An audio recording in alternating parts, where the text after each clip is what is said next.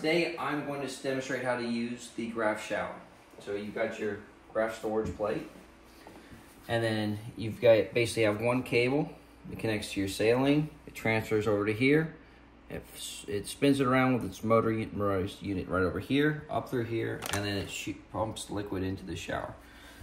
So typically you would have grafts placed here, and you would turn this device on like so. You can see the fans operating, and it's got a nice light mist. You don't need a ton of power. That is a little heavy. It's nice and light. As the grafts come out, you can just leave them sitting here for a little while, and you can come around, move them around a little bit, let them just get a little wetter.